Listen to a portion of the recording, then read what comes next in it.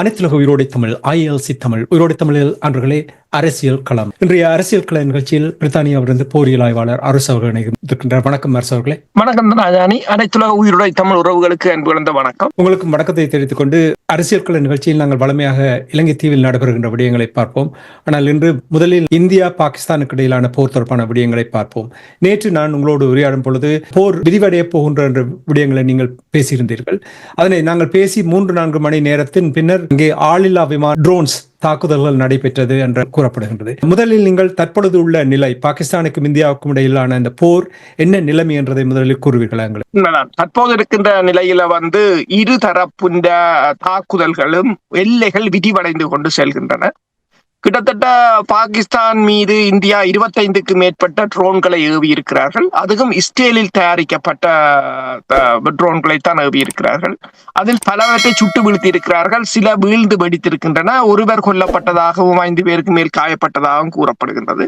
அதே சமயம் பாகிஸ்தானும் இந்தியா மீது 50க்கு மேற்பட்ட ட்ரோன்களை ஏவி இருப்பதாக கூறப்படுகின்றது. இந்தியா படையினர் அதனை சுட்டு வீழ்த்தியதாகவும் அதற்கு தங்கள் வசம் இருக்கின்ற S-400 ரக ஏவுகணைகள், ரஷ்யாவின் அதிநவீன ஏவுகணைகள், அவற்றை பயன்படுத்தியதாகவும் கூறப்படுகின்றது. உண்மையில் ரஷ்யா கூட இதுவரையில் ட்ரோன்களுக்கு S-400 பயன்படுத்தவில்லை. சிறிய ரக ஏவுகணைகளைத்தான் அவர்கள் பயன்படுத்துவது. உதாரணமாக பார்த்தீங்கன்னா PAN-1 என்ற ஏவுகணைகளைத்தான் அவர்கள் பயன்படுத்துவதுண்டு. ஆனால் இந்தியா அதனை பயன்படுத்தி இருக்கின்றது. இந்தியாவின் கிட்டத்தட்ட 8க்கு மேற்பட்ட ராணுவ தளங்களை குறிவைத்து பாகிஸ்தான் தாக்கியதாகவும் இந்தியா தெரிவித்திருக்கின்றது. ஆனால் அவர்களுக்கு சேதமில்லை என்று. ஆனால் அதே சமயம் பாகிஸ்தான் பாதுகாப்பு அமைச்சர் கூறியிருக்கின்றார், அதாவது 2 நாட்கள் எல்லையில் நடைபெற்ற சண்டையில் கிட்டத்தட்ட 50 இந்திய ராணுவத்தினர் கொல்லப்பட்டதாகவும், வியாழக்கிழமை மட்டும் 25 பேர் கொல்லப்பட்டதாகவும் அவர் கூறியிருக்கின்றார். ஆனால் இந்திய தரப்பு அதனை உறுதிப்படுத்தவில்லை.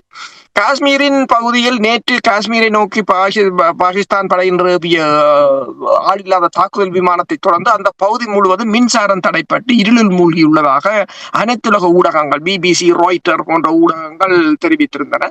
இப்ப நீங்கள் அல் ஜசீராவையோ அல்லது BBCயோ அல்லது ரஷ்யா டுடே என்ற ஊடகங்களை நீங்கள் பார்த்தீங்கன்னு சொன்னால் இதுக்காக ஒரு தனி பேஜ், லைவ் அப்டேட் என்று போட்டிருக்கிறார்கள்.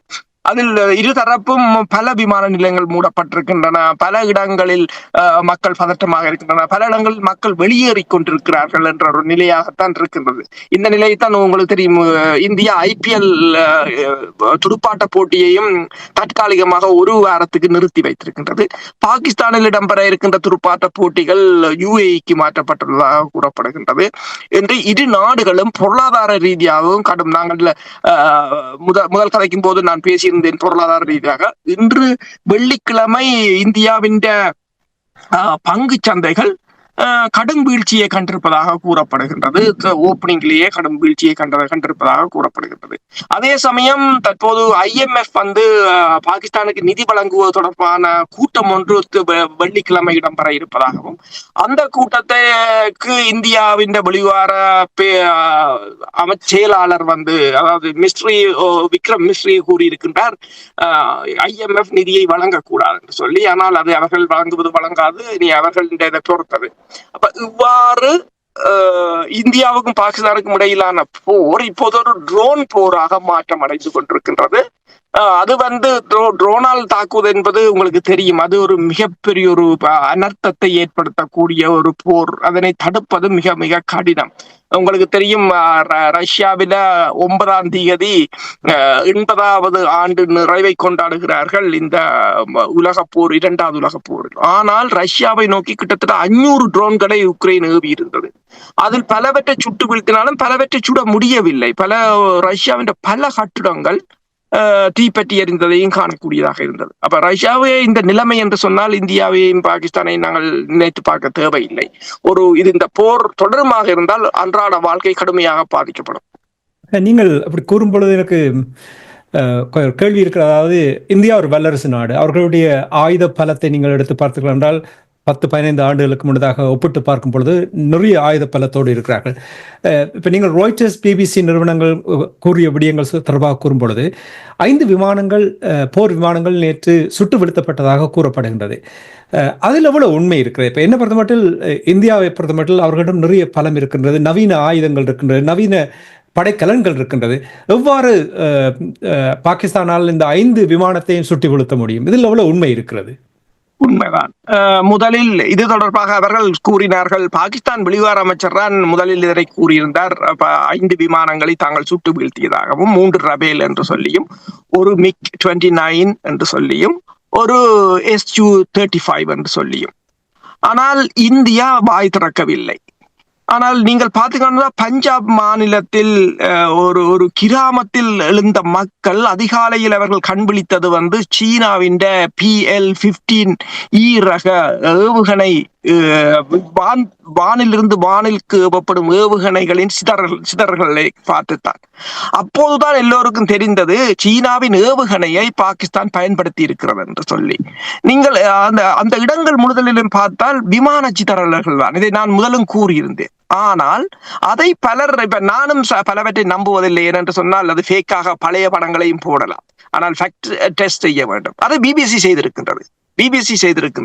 அதே போல பிபிசியின் பேச்சாளராக வந்த ஜஸ்டின் குரூம்ப், அவர் பிரித்தானியா ராணுவத்தின் முன்னாள் அதிகாரி. அவர் கூறியிருக்கின்றார், பிரான்சின் ஏர் டு ஏர் மிசைல்ஸ் அந்த பாகங்களுடன் இருப்பதாகவும் கூறியிருக்கின்றார். எனவே அது ரஃபேலாக அல்லது மிராஜ் 2000 இருக்கலாம் என்று அவர் கூறியிருக்கின்றார். ஆனால் வீழ்த்தப்பட்ட விமானங்கள் கிட்டத்தட்ட 5 என்று கூறப்படுகிறது. இப்போது அமெரிக்காவின் அதிகாரிகள் இருவர் ராய்ட்டர் செய்தி நிறுவனத்துக்கு உறுதிப்படுத்தி இருக்கிறார்கள். அப்ப பிபிசி வீழ்ந்த பாகங்களை உறுதிப்படுத்தி இருக்கின்றது. கிட்டத்தட்ட 4 வீடியோக்களை பிபிசி உறுதிப்படுத்தி இருக்கின்றது. அதே போல ராய்ட்டருக்கு இப்போது அமெரிக்க அதிகாரிகள் உறுதிப்படுத்தி இருக்கிறார்கள். 2 ரஃபேல் விமானங்கள் சுட்டு வீழ்த்தப்பட்டதாக அவர்கள் கூறியிருக்கிறார்கள். என்ன போது ராய்ட்டர் ஒரு மிகப்பெரிய ஒரு ஆய்வை போட்டிருக்கின்றது. ஏனென்று சொன்னால் பிரான்ஸ் நாட்டு ரஃபேல் விமானமும் வானிலிருந்து வானுக்கு ஏவுகின்ற ஏவுகணைகளை கொண்டிருக்கின்றன. அப்படி இருந்தும் இந்த J-10 என்ற விமானம் எவ்வாறு அந்த ஏவுகணையாலை முறியடித்து இந்த தனது ஏவுகணையால் இதை சுட்டு வீழ்த்தியது என்றது பெரிய ஒரு ஆச்சரியக்குறி. நீங்கள் இதை தொடர்பாக இந்த கூகுள்ல நீங்கள் போட்டு பார்த்தாலே பல ஆய்வாளர்கள் இது தொடர்பாகத்தான் பேசிக் கொண்டிருக்கிறார்கள் தொடர்ச்சியாக. ஏனென்றால் இது இந்து சமுத்திர பிராந்தியத்தின் படைவலி சமநிலையை அப்படியே தலைகளாக மாற்றப் போகிறது என்ற ஒரு நிலையாகத்தான் இருக்கின்றது. அப்ப என்னென்று சொன்னால் இந்த PL-15 ரக ஏவுகணை 2012ஆம் ஆண்டு தான் பரிசோதிக்கப்பட்டது. 2018ஆம் ஆண்டு தான் அது பாவனைக்கு வந்தது. அதிலும் பாத்தீங்கன்னா சொன்னால் சீனா தனக்குரிய வேர்ஷன் ஒன்றை வைத்திருக்கிறது. கிட்டத்தட்ட அது 124 தொடக்கம் 186 மைல்கள் தூர வீச்சு கொண்டது. எக்ஸ்போர்ட் வேர்ஷன் 90 மைல்கள். அப்ப பாகிஸ்தானுக்கு வழங்கப்பட்டது எக்ஸ்போர்ட் வேர்ஷன். அப்ப எக்ஸ்போர்ட் வேர்ஷன் என்று நீங்கள் பார்த்தீர்கள் என்று சொன்னால் ஒரு குறைந்த வலு உள்ளதைத்தான் பாகிஸ்தானுக்கு அது வழங்கி இருக்கின்றது. ஆனாலும் அந்த வலு உள்ளதை வைத்துக்கொண்டு பிரான்சின் 4.5 தலைமுறை விமானத்தை சுட்டு வீழ்த்தியது என்பது இந்த இந்து சமுத்திர பிராந்தியத்தின் ஒரு படைவலி சமநிலையின் மாற்றமாகத்தான் உணரும். இனி இந்தியாவை பொறுத்தவரை இந்தியா அதனை கூறவில்லையே தவிர, ஆனால் எல்லா அமெரிக்கா அதிகாரிகளாக இருக்கலாம், பிரான்சின் புலனாய்வுத்துறை அதிகாரிகளாக இருக்கலாம், அல் ஜசீராவாக இருக்கலாம், பிபிசியாக இருக்கலாம், எல்லோரும் அதனை கூறுகிறார்கள். ஆனால் இந்தியா அதனை கூறவும் இல்லை. அது மட்டுமல்லாது இந்தியா 8000 ட்விட்டர் தள அக்கவுண்டுகளை முடக்க சொல்லி எக்ஸ் தளத்துக்கு விண்ணப்பித்திருக்கின்றது. அதே நேரம் தனது வயர் என்ற ஒரு செய்தி நிறுவனத்தை கணக்குகளையும் இந்தியாவின் IT டிபார்ட்மெண்ட் முடக்கி இருக்கின்றது. அப்ப இந்தியாவில் இங்கு என்ன நடக்கிறது என்பது இந்தியாவில் அவர்கள் சொல்வதை மட்டும்தான் அந்த மக்கள் கேட்கக்கூடிய ஒரு நிலைக்கு கொண்டு வந்திருக்கிறார். விமானத்தை சுட்டு வீழ்த்தியதை உறுதிப்படுத்தி இருக்கின்ற விடயங்களை நீங்கள் கூறும் பொழுது, அப்படியானால் இந்தியா குறைத்து மதிப்பீடு செய்திருக்கின்றதா பாகிஸ்தானுடைய பலம் தொடர்பாக? உங்களுக்கு தெரியும், நிச்சயமாக ஒரு துல்லியமான தாக்குதலை நடத்தி இருந்தால் அதன் பின்னணியில் நாங்கள் உரையாடும் பொழுது நேற்று கூறியிருந்தீர்கள் சீனாவினுடைய ஆயுதங்கள் அங்கே பயன்படுத்தப்பட்டிருக்கலாம் என்று. அது ஏதாவது உறுதிப்படுத்தப்பட்டதா? உண்மைதான். சீனாவின் ஆயுதமான PL-15 தான் பஞ்சாப் பகுதியில் விழுந்திருந்தது. அதை வைத்துக் கொண்டுதான் இப்போது சீனா இந்த தாக்குதலை மேற்கொண்டதை, சீனாவின் ஏவுகணைகள் இங்கு பயன்படுத்தப்பட்டதை உறுதிப்படுத்தி இருக்கிறார்கள். நீங்கள் சொன்னது போல இந்தியாவும், அதாவது பாலக்கோட்டில் இடம்பெற்ற 2019 ஆண்டு இடம்பெற்ற தாக்குதலின் பின்னர் இந்தியாவும் தனது வான்படையையும் தனது படைபலத்தையும் பெருக்கி இருந்தது. உதாரணமாக பார்க்கலாம், ரஷ்யாவின் S-400 ரக ஏவுகணைகளை வாங்கியிருந்தது. அதே போல பிரான்சிடமிருந்து 36 ரஃபேல் ரக விமானங்களை வாங்கியிருந்தது. அவ்வாறு பலப்படுத்தி இருந்தது.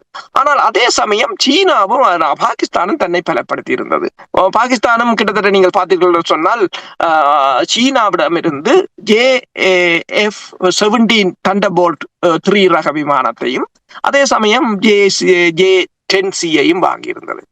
இதில் அவர்கள் கூறுகிறார்கள், படைத்துறை அவதானிகள் என்ன கூறுகிறார்கள் என்று சொன்னால், பாகிஸ்தான் சாய்ஸ் நல்ல சாய்ஸ் என்று சொல்லி.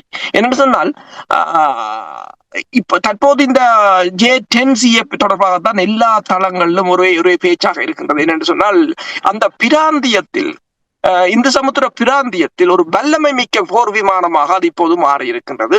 ஏனென்றால் மேற்குலகத்தின் முதல் தர விமானம் ரஃபேல் விமானத்தை பார்த்தீங்கன்னு சொன்னால் ஈராக் சண்டையில் பங்கு பெற்றினது, லிபியா சண்டையில் பங்கு பெற்றி இருந்தது, சிரியாவில் சண்டையில் பங்கு பெற்றி இருந்தது என்று சொல்லி அது பங்கு பெற்றாத களங்கள் இல்லை. அவ்வாறான ஒரு தளம். அதே போல அந்த விமானங்களைத்தான் அமெரிக்கா தனது ஒரு விமானம் தாங்கி கப்பலுக்கும் அந்த விமானத்தை தான் பரிந்துரை செய்திருந்தது, அந்த விமானத்தை. ஆனால் அந்த விமானம் இதுவரையில் விழவில்லை. அதுவும் ஒரு முக்கிய காரணம். ஆனால் அதை வீழ்த்தி இருக்கிறார்கள் என்னும் போது, நீங்கள் கேட்டது போல இந்தியா அதனை குறைத்து மதிப்பிட்டு விட்டது. என்னென்னு சொன்னால், உங்களுக்கு தெரியும், இந்த தாக்குதல் இந்தியா ஆரம்பிக்க முதலே சீனா PL-15 ரக ஏவுகணைகளை வழங்குகிறது என்ற செய்திகளை நீங்கள் பார்த்திருக்கலாம். அப்ப அவர்களை குறைத்து மதிப்பிட்டு விட்டார்கள். இப்ப உங்களுக்கு தெரியும், இந்தியாவில ஒரு பழக்கம் இருக்கின்றது. என்னென்று சொன்னால், சீனா பொருட்கள் என்று சொன்னால் அது ஏதோ பாவனைக்கு உதவாதது என்ற ஒரு கற்பனை வாதத்தை வளர்த்துள்ளது. ஆனால் திறமைகள் எங்கிருக்கும் போதோ அதை மதிக்க வேண்டும். இப்போது முன்னைய காலங்கள் போல் இல்லை. இப்போது எல்லோரும் கற்கிறார்கள், எல்லோரும் திறமையானவர்களாக இருக்கிறார்கள். இந்த விமானத்தை நீங்கள் பார்த்தீர்கள் என்று சொன்னால், கிட்டத்தட்ட இந்த J-10C ரக விமானம் கிட்டத்தட்ட $40 மில்லியன். அமெரிக்காவின் F-16 கிட்டத்தட்ட $60 மில்லியன். ஆனால் இந்த ரஃபேல் விமானம் டபுள் த அமௌண்ட், கிட்டத்தட்ட $120 மில்லியன் பெறுமதியான விமானம். அப்ப அந்த J-10C அளவை பார்த்தீங்கன்னு சொன்னாலும் அது இடையிலும் சிறியதாகத்தான் இருக்கின்றது, ஆனால் வேகம் கூடியதாக இருக்கின்றது. இப்ப இவர்கள் என்ன சொல்லுகிறார்கள் என்று சொன்னால், இந்த ஏவுகணை அவர்கள் வடிவமைத்தது ரடார் கைடட். அதுவும் எந்த களமுனை, சிக்கலான களமுனைக்குள்ளும் அது ஊடுருவி சென்று தனது இலக்கை தப்ப விடாது என்று சொல்கிறார்கள். அதை பரீட்சித்து பார்த்திருக்கிறார்கள். அவர்களுக்கு நல்ல ஒரு களம். அப்ப நீங்கள் கேட்டது போல அவர்கள் பிரிப்பேர்டா இருந்திருக்கிறார்கள், என்னத்தை தாக்க வேண்டும் என்று சொல்லி. அவர்கள் இந்தியாவுக்கு போய் தாக்கவில்லை, இந்தியாவை வர வைத்து தாக்கி இருக்கிறார்கள். அதுதான் இங்கு நடந்தது. ஆனால் வர வைத்தாலும் இந்தியா பாகிஸ்தான் வான எல்லைக்குள் போகவில்லை, இருந்தாலும் தாக்கி இருக்கிறார்கள். கிட்டத்தட்ட உங்களுக்கு யோசிச்சு பாருங்கள், 125 விமானங்கள். அந்த காணொலியை பார்க்கும் போது ஒரே விமானங்களின் இரைச்சலாகத்தான் இருந்தது. அப்ப 125 விமானங்கள், இரவு, ஒரே இருட்டு, அதற்குள் பறக்க வேண்டும், தனக்கு வார தாக்குதலை தடுக்க வேண்டும், எதிரியை மிக ஒரு கடுமையான நெருக்கடிக்குள்ளும் தாக்கி அளித்திருக்கிறார்கள் என்னும் போது மிகவும் திறமையான விமானிகளையும் பயன்படுத்தி இருக்கிறார்கள். சிலர் கூறுகிறார்கள் துருக்கியிலிருந்து வந்திருப்பதாக கூறுகிறார்கள், ஆனால் அதை உறுதிப்படுத்தவில்லை. மிக தரமான விமானிகளையும் பயன்படுத்தி இருக்கிறார்கள், தரமான விமானத்தை பயன்படுத்தி இருக்கிறார்கள், தரமான ஏவுகணையை பயன்படுத்தி இருக்கிறார்கள். அதுதான் இங்கிற முக்கியமான காரணம். அதை நான் கூறவில்லை. நீங்கள் இந்த ஈவன் ராய்ட்டர் ஆய்வை பார்த்தாலே அதில் அழகாக போட்டிருக்கிறார்கள். நீங்கள் இப்படி கூறும்பொழுது எனக்கு ஆச்சரியமா இருக்கிறது. என்றால் NDTV அந்த தொலைக்காட்சியை பார்த்து கொண்டிருக்கும் பொழுது அவர்கள் அதில் போட்டிருந்தார்கள், 25 நிமிடத்துக்குள் பாகிஸ்தானுக்குள் சென்றார்கள், சுக்கு நூறாக்கினார்கள், வந்து விட்டார்கள் என்றுதான் அந்த விதத்தில் தான் அந்த தொலைக்காட்சியில் போட்டிருந்தார்கள். அவர்கள் சொன்னதை நம்பக்கூடியதாக இருந்தென்றால், இதுவரையில் நான் இந்தியாவிடம் அவ்வளவு பலமான ஒரு நிலை இருந்ததைத்தான் நான் அவதானித்துக் கொண்டு வந்திருந்தேன். எல்லோரும் நிரூபிக்கும் பொழுது அதை நான் ஏற்றுக்கொள்ளத்தான் வேணும். இதே நேரத்தில் பாகிஸ்தான் தொடர்பாக, இந்தியா தொடர்பாக பொழுது வல்லரசு நாடுகள் இன்னும் ஒரு போரை விரும்பவில்லை. உங்களுக்கு தெரியும், யுக்ரைன் ரஷ்யா தொடர்பாக நாங்கள் எவ்வளவு காலமாக பேசிக்கொண்டு வருகிறோம். பலஸ்தீனியன் இஸ்ரேல் தொடர்பாக இனி ஆப்பிரிக்க நாடுகளில் நடைபெற்றுக் கொண்டிருக்கின்ற போர், எங்கே திரும்பி பார்த்தாலும் போர் நடந்து கொண்டிருக்கின்றது. அப்ப இந்த போரையும் இவர்கள் விரும்ப மாட்டார்கள். வல்லரசு நாடுகள் யாருக்கு ஆதரவு வழங்குவார்கள்? இந்த போரை ஓரளவுக்கு தணிப்பதற்கான முயற்சியை இந்த வல்லரசு நாடுகள் எடுப்பதற்கான வாய்ப்புகள் இருக்கிறதா? 2 கேள்விகள் இருக்குது. யாருக்கு ஆதரவு வழங்குவார்கள்? அப்படி ஆதரவு வழங்கினால், இல்லை என்று சொன்னால் தணிப்பார்களா இந்த போரை? ஜேடி வேன்ஸ் ஒன்று கூறியிருந்தார். அவற்ற லாங்குவேஜ்லேயே சொல்றேன், none of our business. அதோட அவர் முடிச்சிட்டார். இது தொடர்பாக கேள்வி கேட்டது, இந்த போரை நிறுத்துவீர்களா என்றால் அவர் கூறியது none of our business. இதுதான் முதல் தடவையாக அமெரிக்காவில் இருந்து ஒருவர் வந்து none of our business வேறொரு நாட்டில் நடக்கிறது என்று கூறியதை முதல் தடவையாக நான் கேட்டிருக்கிறேன். சரி, கூறுங்கள், தொடர்ந்து கூறுங்கள். என்ன அவங்க பட்டுழைஞ்சிட்டாங்க, எல்லா நாட்டுகளையும் போய் பட்டுழைஞ்சிட்டாங்க. அவங்க என்னென்றால் அமெரிக்காவுக்கு 2 பிரச்சனை. ஒன்று, பாகிஸ்தானும் அமெரிக்காவுக்கு பாகிஸ்தானையும் அது அதிக அளவில் எதிர்க்க முடியாது. அமெரிக்காவின் ஆயுதங்கள், நேட்டோவில் இருக்கிற துருக்கியுடன் பாகிஸ்தானுக்கான தொடர்பு, முஸ்லிம் நாடுகளுக்கு இடையிலான பாகிஸ்தானுக்கான தொடர்புகள் எல்லாம் அதிகம். கடந்த முறை பாகிஸ்தான் கடந்த, அதாவது 2019 ஆண்டு இந்திய விமானத்தை சுட்டு வீழ்த்தும் போது அமெரிக்காவின் F-16ஐயும் அமெரிக்காவின் ஏவுகணையும் தான் அதை பயன்படுத்தி இருந்தார்கள். இந்த முறை அமெரிக்காவின் F-16 அவர்கள் வானுக்கு எடுக்கவே இல்லை என்று கூறுகிறார்கள். முழுக்க சீனாவின் J-10ம் JF-17 தான் நின்றது என்று கூறுகிறார்கள். அதற்கு காரணத்தை அவர்கள் கூறுகிறார்கள், அமெரிக்காவுடன் ஒரு முரண்பாடுகளை ஏற்படுத்த அவர்கள் விரும்பவில்லை, அதனால் F-16 இந்த தடவை அவர்கள் வானுக்கு தூக்கவில்லை என்று கூறுகிறார்கள். ஏனைய நாடுகளை பொறுத்தவரையிலும் அதாவது இதனை தணிக்க வேண்டும், நீங்கள் பேசுங்கள் என்று கூறுகிறார்களே தவிர ஒரு கடுமையான அழுத்தத்தை கொடுத்து இந்த போரை நிறுத்துவதற்கு முற்பட்டதாக தெரியவில்லை. அமெரிக்காவை பொறுத்தவரையில் இந்து சமுத்திர பிராந்தியத்தில் ஏற்படுகின்ற இந்த போர் வந்து அமெரிக்காவுக்கு அது விருப்பமாகத்தான் இருக்கும். ஏனென்றால் இப்ப சீனாவை போல இன்னும் இப்ப இந்தியா கூட வளர்ந்து விடுவது அமெரிக்காவுக்கு ஆபத்தானதுதான் அமெரிக்கா கருதும். அதே போல இஸ்ரேலுக்கு ஒரு அண்மையாக இருக்கும் என்னென்று சொன்னால், பாகிஸ்தான் அணு ஆயுதத்தை தகர்ப்பதற்கு இந்தியாவை பயன்படுத்தலாம் என்று. எனவேதான் நீங்கள் பார்க்கலாம், இந்தியாவால் ஏவப்பட்ட அத்தனை ஆளில்லாத தாக்குதல் விமானங்களும் இஸ்ரேலிய தயாரிப்பு. அவர்கள் அந்த விமானங்களின் பாகங்களை கைப்பற்றி காட்சியகப்படுத்தி இருக்கிறார்கள். காட்சியகப்படுத்துகிறதுக்கு காரணம் என்னென்று சொன்னால், அதுல மேட் இன் இஸ்ரேல் என்று எழுதி இருக்கிறது. அது வந்து அரபுலகத்தை பாகிஸ்தான் பக்கம் திருப்புவதற்கு இதை இருதரப்பும் பிரச்சாரமாகவும் பயன்படுத்துகிறார்கள். அப்ப முன்னே போல இந்த அனைத்துலக சமூகத்தின் அக்கறைகள் பெரிதாக இல்லை. பல நாடுகள் அவர்கள வரி பிரச்சனை, பொருளாதார பிரச்சனையில் சிக்கொண்டு நிற்கிறார்கள். பல நாடுகள் போர்களில் சிக்கியிருக்கிறார்கள். ரஷ்யாவாக இருக்கலாம், வடகொரியாவாக இருக்கலாம், ஏமனாக இருக்கலாம், அமெரிக்காவோ இஸ்ரேலோ என்ற.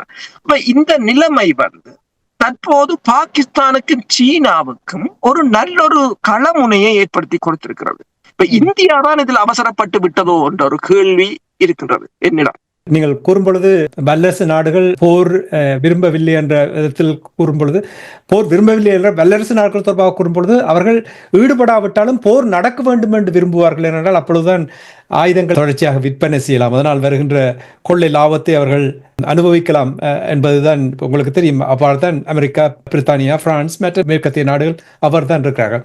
சரி, இந்த போர் ஆரம்பித்தது ஒரு வாரத்துக்கு முன்னதாக காஷ்மீர் பகுதியில் ஆரம்பித்தது. சுற்றுலா பயணிகள் பயணிக்கின்ற அந்த பகுதியில் தீவிரவாத தாக்குதல் நடந்ததால் 26 பேர் இறந்தார்கள். அப்பொழுது உடனடியாகவே இந்தியா முடிவெடுத்தது சிந்தி நதி தண்ணீர் பாகிஸ்தானுக்கு செல்வதை தடை செய்வதாக. அதனுடைய நிலைமை எவ்வாறு இருக்கிறது? நாங்கள் முதலே பேசியிருந்தோம், இந்தியா அதனை தடை செய்திருந்தது என்று சொல்லியும். ஆனால் அதனை இந்தியாவால் கட்டுப்படுத்தி வைத்திருக்க முடியாதென்றதும் தெரிந்த விடயம். ஏனென்றால் அதற்குரிய வசதிகள் இல்லை. அடுத்ததாக அது ஒரு மனிதாபிமான பிரச்சனையை ஏற்படுத்தும் இந்த உலகத்தில் என்றும் தெரிவித்திருந்தோம்.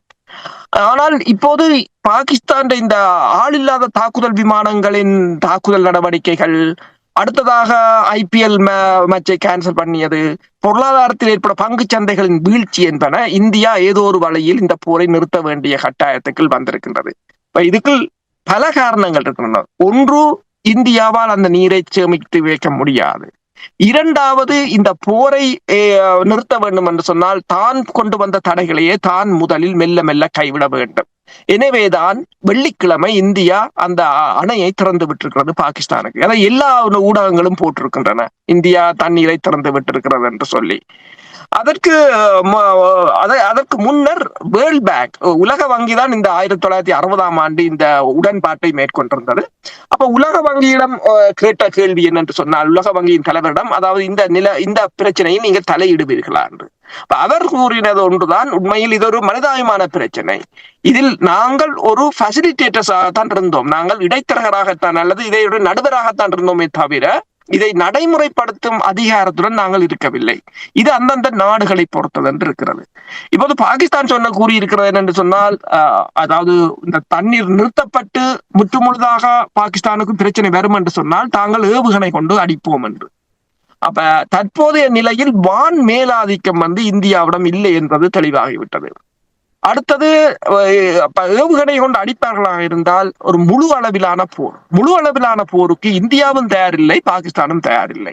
ஆனால் சரி, முழு அளவிலான போருக்கு தயாரில்லை என்று சொன்னால், இவ்வாறு இப்ப உக்ரைன் ரஷ்யா போரை மாதிரி 3 வருடத்துக்கு இந்த போர் இழுபடுமாக இருந்தால், அல்லது பாலஸ்தீனர் இஸ்ரேல் போர் மாதிரி 18 மாதம் 20 மாதம் என்று இழுபடுமாக இருந்தால் இந்தியாவின் பொருளாதாரம் கடும் வீழ்ச்சியை காணும்.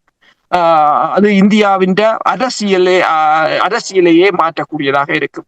எனவே நான் நினைக்கிறேன், எனவேதான் மெல்ல மெல்ல ஒரு நல்லெண்ணெய் சமைக்கையாக இந்தியா அந்த நீரை வெள்ளிக்கிழமை திறந்து விட்டிருக்கிறது. நன்றி அரசர்களே. தற்பொழுது உள்ள நிலைமை, பாகிஸ்தானுக்கும் இந்தியாவுக்கும் இடையிலான போர் தொடர்பான நிலைமைகளை உயிரோடை தமிழ் உறவுகளுக்கு எடுத்திருந்தமைக்காக உயிரோடை தமிழ் அன்பர்கள் சார்பாக நன்றியை கூறிக்கொண்டு மீண்டும் இன்னும் ஒரு நிகழ்ச்சியில் இணைந்திருப்போம். அதுவரைக்கும் நன்றி, வணக்கம். நன்றி. எமது பார்வையாளர்களுக்கு வணக்கம். மக்களின் குரலாய் ஓங்கி ஒலிக்கும் இலக்கு மின்னிதழ் மற்றும் உயிரோடை தமிழ் வானொலி ஆகிய இவ்விரு ஊடகங்களும் உங்களைப் போன்ற எமது நேயர்கள் நண்பர்களின் ஆதரவிலேயே இயங்கி வருகின்றன. மிக குறைந்த வளங்களுடன் பல இடர்கள் மற்றும் தடைகளை தாண்டி பயணிக்கும் எமது ஊடகங்களின் பணிகள் மேலும் வளர உங்களால் முடிந்த நிதியுதவியை வழங்கி இன்னும் காத்திரமான செயற்பாடுகளை முன்னெடுக்க உதவுமாறு மிகவும் பணிவன்புடன் வேண்டி நிற்கின்றோம். உங்கள் பங்களிப்பு உங்களின் உரிமை குரலாய் ஓங்கி ஒலிக்கும். நன்றி.